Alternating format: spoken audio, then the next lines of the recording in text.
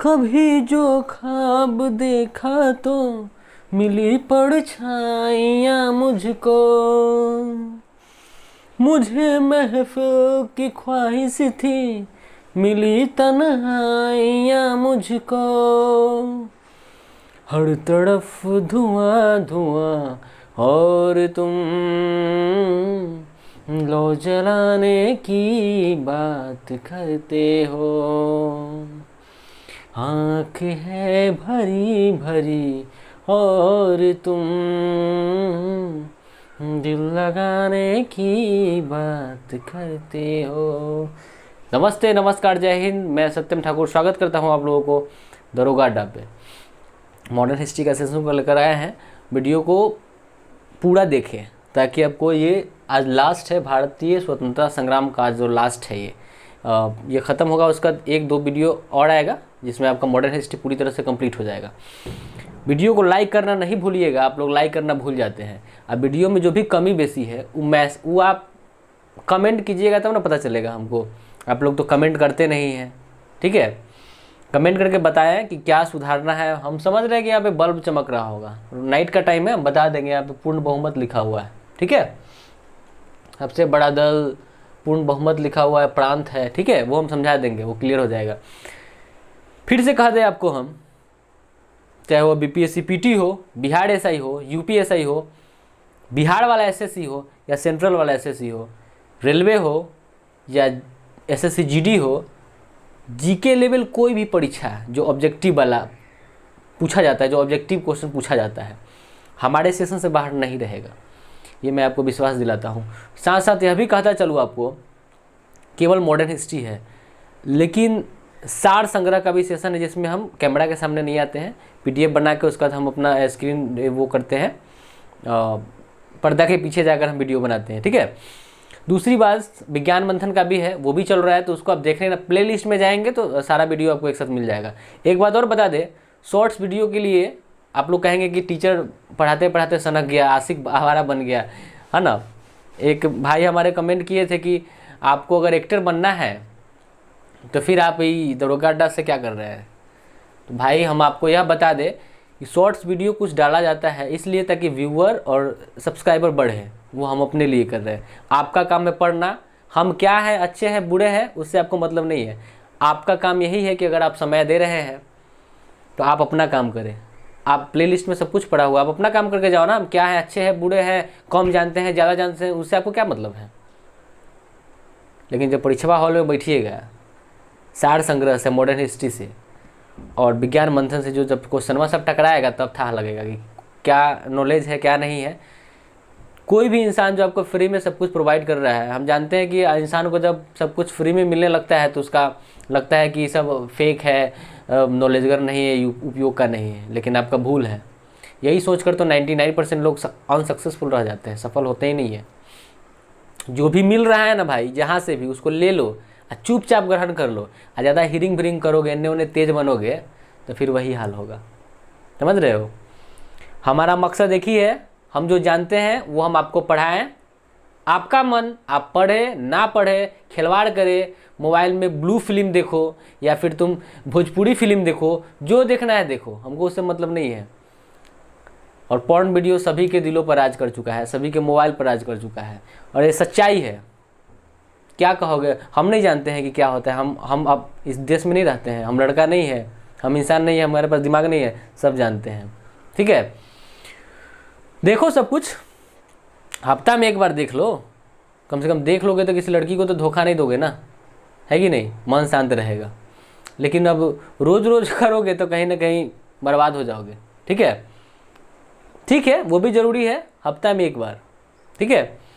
और सब कुछ करो लेकिन इसको साथ में लेके चलो। पढ़ाई को नहीं लेके चलिएगा तो फिर चल जाइएगा 3 नंबर के गियर में और फिर वो गियर कभी वापस नहीं आएगा, ठीक है। तो समय है, समय का यूज करें। लॉकडाउन है उससे हमको मतलब नहीं है। स्टूडेंट को क्या मतलब है, स्टूडेंट के लिए कल भी लॉकडाउन था, आज भी लॉकडाउन है। स्टूडेंट कल भी, जो सीरियस स्टूडेंट है, कल भी कमरा बंद करके पढ़ा है और आज भी पढ़ रहा है, कोई लॉकडाउन नहीं है। आज अगर बहानेबाजी वाला लोग है तब जाइए, घरे जाइए। बहुत लोग हैं मुजफ्फरपुर छोड़ के घरे भागल है डरे कि कोरोना धोली रे, कोरोना धोलेगा रे। कहीं रहो, स्टे सेफ, है ना। आप अगर घर में हैं चाहे बाहर है, कहीं भी आप सोशल डिस्टेंसिंग का पालन कीजिए, गर्म पानी का यूज कीजिए, ठीक है, फ्रूट्स वगैरह लीजिए, गिलोय का यूज़ कीजिए, दूध में हल्दी मिला के पीजिए, हो गया। कोरोना आपको तो छू भी नहीं सकता है। कोरोना जिसको धैर्य है उसको भी उठाइएगा तो आपको कुछ नहीं होगा। ये सब किसको समझाया जाए। चलिए प्रारंभ करते हैं। भारत का स्वतंत्रता संग्राम का ये लास्ट है, 5वां एपिसोड है, बहुत बड़ा था ये थोड़ा सा। चलिए तो हम आपको बता दें कि नेहरू रिपोर्ट के बारे में सबसे पहले यहाँ पे दिख रहा है। इससे पहले हम आपको बताए हैं, ठीक है, कि किस तरह ये तृतीय चरण है, जो भारतीय स्वतंत्रता संग्राम का ये तृतीय चरण है, जिसमें कि हमने इससे पहले वीडियो में बताया था गांधी युग और कहीं ना कहीं एक अलग अलग, एक तरफ गांधी युग चल रहा होता है और दूसरी तरफ कुछ क्रांतिकारी लोग जब चौड़ी चौड़ा कांड हुआ तब महात्मा गांधी जी असहयोग आंदोलन को वापस कर लिए, जिसको लेकर क्रांतिकारी लोग थे वो काफ़ी गुस्सा हुए गांधी जी पर कि भाई ये क्या कर रहे हैं, ये होना है भाई, हमको भगाना है तो हम दुश्मन को मारेंगे नहीं, या मार दिए हम तो आप कहिए कि चलो गलती हो गया हमसे, मार दिए का है। तो ये सब चीज़ को लेकर क्रांतिकारी लोग थे, भगत सिंह, राजगुरु, सुखदेव, चंद्रशेखर आज़ाद, इन लोगों ने एक अलग संगठन बनाया, ठीक है, और उस तरह से अपने काम को अंजाम देने का काम किया। उसी दौरान एक आता है नेहरू रिपोर्ट। आखिर ये नेहरू रिपोर्ट है क्या? 1928 में आता है। देखिए जब साइमन कमीशन भारत आता है तो उसमें एक भी, साइमन कमीशन में यही था कि एको उसमें भारतीय नहीं था, सारा का सारा अंग्रेज सब था। तो साइमन कमीशन जब भारत आया तो उसमें 9 गो सदस्य था। तो कहा भारत से आकर के देखो भाई, जब भारतवासी जब विरोध करना प्रारंभ किए कि एको को भारतीय है, ये नहीं है, साइमन कमीशन लेके चल दिए आप, तो कहे साइमन कमीशन कहा कि तुम अपना संविधान बना सकते हो, नहीं ना, अगर बना सकते हो तो हम वो वापस चले जाएंगे। तो इसी चीज़ को चुनौती देने के लिए मोतीलाल नेहरू, 9 सदस्यीय था, याद रखेंगे नेहरू रिपोर्ट, तो नेतृत्वकर्ता मोतीलाल नेहरू थे, ठीक है, इन्होंने, और उस समय क्या था, नेतृत्वकर्ता कौन थे? मोतीलाल नेहरू थे। भारत सचिव कौन थे? लॉर्ड बेकनहेड, भारत सचिव था लॉर्ड बेकनहेड। तो यही लॉर्ड बेकनहेड जो है यही चैलेंज किया था कि तुम अपना संविधान बना सकते हो, नहीं तो अगर बना सकते हो तो कोई, हमको दो रिपोर्ट दो बनाकर, क्या है। तो वही हुआ, इसमें मोतीलाल नेहरू ने मांग किया डोमिनियन स्टेट, ठीक है, जिस तरह ऑस्ट्रेलिया ब्रिटेन के लिए डोमिनियन स्टेट था, ये नहीं था स्वराज्य बात नहीं था, ठीक है ना, ये डोमिनियन स्टेट था। तो मांग था इसमें डोमिनियन स्टेट का, ठीक है। और क्या होता है कि अब होता है कि लाहौर अधिवेशन दिसंबर 1929 में होता है, ठीक है। तो यहाँ इसमें यहीं तक सीमित है कि डोमिनियन स्टेट की मांग किया गया, क्लियर। अब हुआ कि लाहौर अधिवेशन होता है 1929 में, और उस लाहौर अधिवेशन में रावी नदी के किनारे, और उस समय अध्यक्ष कौन आ जाते हैं? पंडित जवाहरलाल नेहरू। तो अध्यक्ष के रूप में पंडित जवाहरलाल नेहरू आ जाते हैं, और पंडित जवाहरलाल नेहरू कहते हैं इस लाहौर अधिवेशन में दिसंबर 1929 में कि देखिए हमको पूर्ण स्वराज चाहिए, पूर्ण स्वराज का मांग कर देते हैं। कौन? पंडित जवाहरलाल नेहरू। अब और इन्हीं की अध्यक्षता में जो है 26 जनवरी 1930 को पहला स्वतंत्रता दिवस मनाया गया, ठीक है। 26 जनवरी 1930 से पहला स्वतंत्रता दिवस मनाने का काम किया गया, क्लियर हो गया। चलिए अब एक चीज़ और बता दें कि जब यह दौड़, कांग्रेस अपना काम कर रहा होता है, ये सब कांग्रेस का वो था, तो कांग्रेस जब अपना काम कर रही होती है उसी समय भारत के जो उत्तर पश्चिम क्षेत्र था, खासकर अफगानिस्तान और सिंध का जो क्षेत्र था, पाकिस्तान सीमा क्षेत्र, अफगानिस्तान पाकिस्तान का जो सीमा क्षेत्र था, उधर एक अलग क्रांति का दौर चल रहा था, ठीक है, एक अलग क्रांति का उधर भी दौर चल रहा था। वहाँ पे असहयोग आंदोलन चलाया जा रहा था, किनके द्वारा? इनके द्वारा, खान अब्दुल गफ्फार खान के द्वारा, ठीक है। तो खान अब्दुल गफ्फार खान के द्वारा भारत के उत्तर पश्चिमी क्षेत्र, अफगानिस्तान और पाकिस्तान का क्षेत्र उधर हो गया, वहाँ से जो है अपना काम उन लोगों ने प्रारंभ किया, असहयोग आंदोलन वहाँ पे चला। तो इसी के लिए खान अब्दुल गफ्फार खां को हम क्या कहते हैं? खान अब्दुल गफ्फार खां को जो हम कहते हैं सीमांत गांधी कहते हैं या फ्रंटियर गांधी भी कहते हैं, याद रखेंगे। खान अब्दुल गफ्फार खां को हम क्या कहते हैं, सीमांत गांधी या फ्रंटियर गांधी या द्वितीय गांधी, क्योंकि यह जो आंदोलन वहाँ चल रहा था वह एकदम हिंसा वाला था ही नहीं, कोई हिंसा नहीं था, ठीक है, एकदम गांधी की विचारधारा पे, महात्मा गांधी की विचारधारा पे वहाँ पे चल रहा था ये असहयोग आंदोलन। तो किसने चलाया था, खान अब्दुल गफ्फार खां। खान अब्दुल गफ्फार खां को द्वितीय गांधी कहते हैं, फ्रंटियर गांधी कहते हैं और सीमांत गांधी भी कहते हैं। किसको, खान अब्दुल गफ्फार खां को। एक चीज़ और जान ले, लाल कुर्ती वाला कहानी, इसमें क्या हुआ, 1929 से 30 तक चला ना, हम बताए लाल कुर्ती। तो इसमें फ्रंटियर गांधी जो थे वो लाल कुर्ती पहन कर और लोगों को पहना कर तब आंदोलन किए थे, इसीलिए लाल कुर्ती आंदोलन यहाँ पड़ा। क्षेत्र कौन सा था जहाँ पे यह चला था लाल कुर्ती वाला, तो यह भारत के उत्तर पश्चिमी क्षेत्र था, ठीक है। कहाँ कहाँ का, अफगानिस्तान और पाकिस्तान का। कौन सा आंदोलन था, असहयोग आंदोलन चल रहा था। क्लियर हो रहा है, एक सेकेंड। चलिए अब क्या था, ये हो गया। अब आता है प्रांतीय चुनाव। अब तो यहाँ तक की कहानी खत्म है। अब आया प्रांतीय चुनाव की कहानी कि भाई प्रांत का चुनाव अगर होता है तो प्रांतीय चुनाव में हुआ क्या, आखिरकार ये प्रांतीय चुनाव में था क्या, यह जानेंगे। तो ये प्रांतीय चुनाव होता है 1935 में, और एक भारत शासन अधिनियम 1935 जिसमें कि हम पॉलिटी पढ़ाएंगे तो उसमें आपको हम विशेष रूप से बताएंगे कि जितने भी हमारे अनुच्छेद हैं, ठीक है, या अनुच्छेद है, तो अनुच्छेद का जो लगभग पार्ट लिया गया है, ठीक है, ये आपका भारत शासन अधिनियम 1935 का, उसमें बहुत सा उसमें मटेरियल जो है उसमें ऐड किया गया है। तो होता क्या है कि प्रांतीय चुनाव तो होता है 1935 में।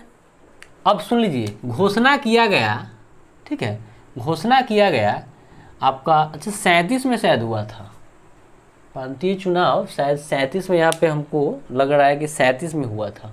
क्लियर, यहाँ पे 37 होना चाहिए।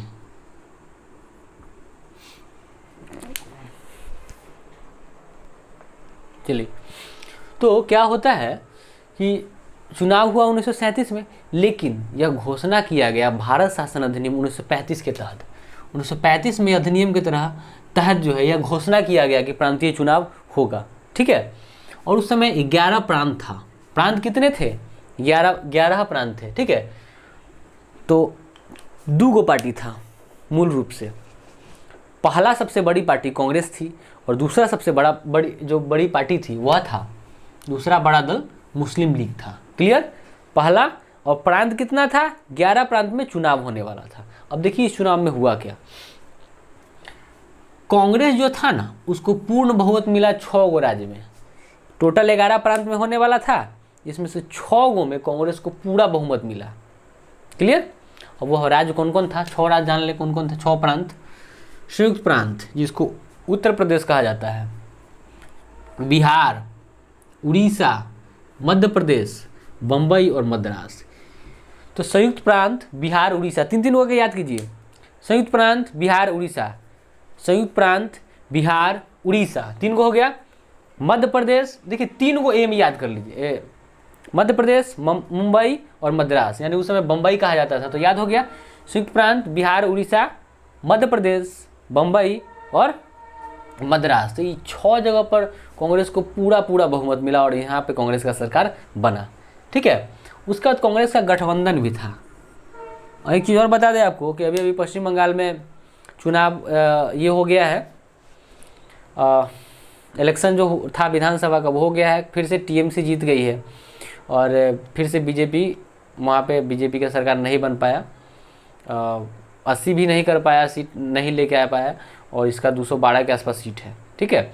और हम आपको यह भी बता दें, असम में बीजेपी का सरकार आ गया है, ठीक है। चलिए, तो कांग्रेस का गठबंधन दो जगह से गठबंधन था, ठीक है। कांग्रेस का गठबंधन जो सरकार था, इस गठबंधन से 2 जगह इनका सरकार बना कांग्रेस का। कहाँ, तो पश्चिमोत्तर प्रांत और असम में। आप सोचिए 6 गो इनने और 2 गो इनने, तो कई गो में पूरा इनको जीत कितना प्रांत में मिला था, कांग्रेस को कितना मिला, तो 8 प्रांत में कांग्रेस को जीत मिला।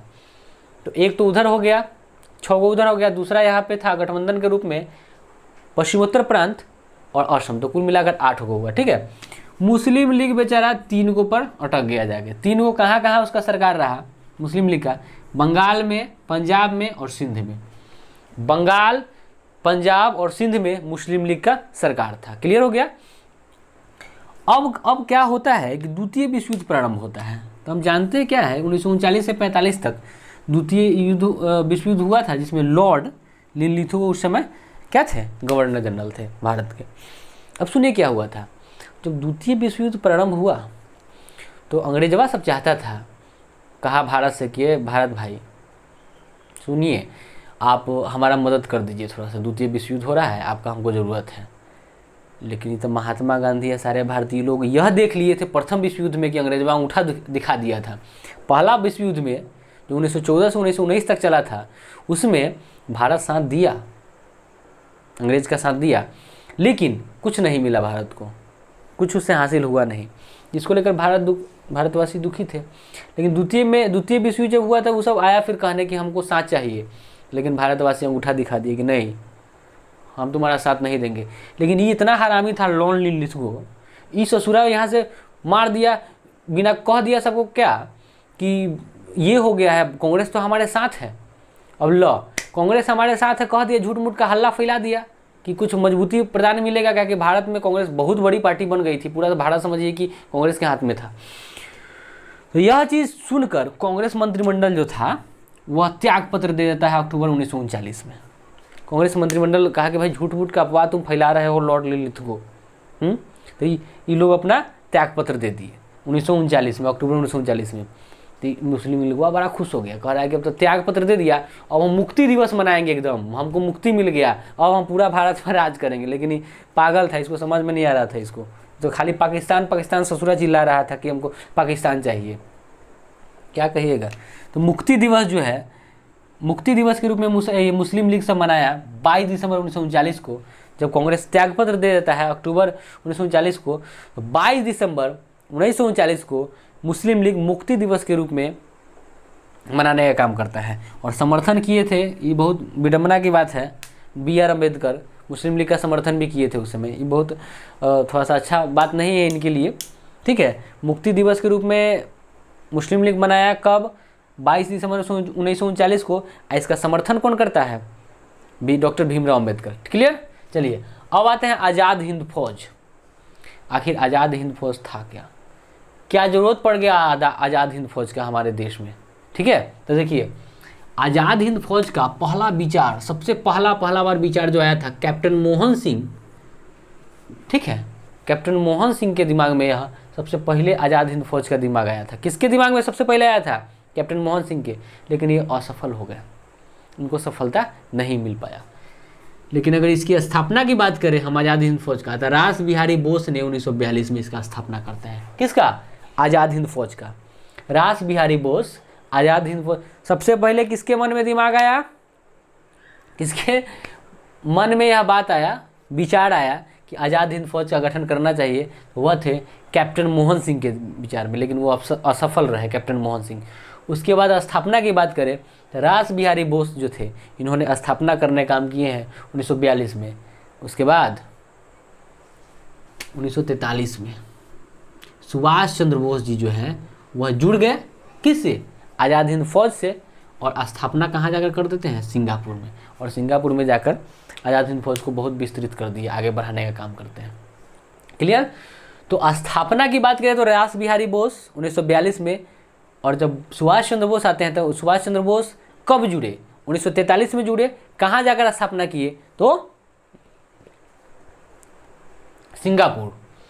सिंगापुर में जाकर स्थापना करते हैं। क्लियर? हालांकि सुभाष चंद्र बोस एक ICS अधिकारी थे और भारतीय जनपद सेवा में काम कर रहे थे, नौकरी था इनको। सुभाष चंद्र बोस ICS अधिकारी थे और भारतीय जनपद सेवा में इन्होंने क्या था, काम कर रहे थे, कार्यरत थे। उसके बाद क्या होता है, और साथ ही साथ कांग्रेस अध्यक्ष भी रहे हैं 2 बार, 1938 से 1939 में। लेकिन पहले ही जान लीजिए ICS अधिकारी थे। ICS अधिकारी बनने के बाद जब भारतीय जनपद सेवा में थे, इन्होंने त्याग पत्र दे दिया। और त्याग पत्र देने के बाद क्या करते हैं कि भारतीय क्रांति में कूद गए और कहीं ना कहीं भारत को काफ़ी लाभ मिला और ऐसे क्रांतिकारी की ज़रूरत था हमारे देश में। इन्होंने कांग्रेस का अध्यक्षता भी किया है 2 बार, 1938 और 1939 में 2 बार अध्यक्षता किए हैं, लेकिन कांग्रेस से अनबन हो गया इनको। फिर ये बर्दाश्त करने वाले लोग में से नहीं थे सुभाष चंद्र बोस, ठीक है। तो तब ना कहते हैं कि तुम मुझे खून दो मैं तुम्हें आज़ादी दूंगा, ठीक है।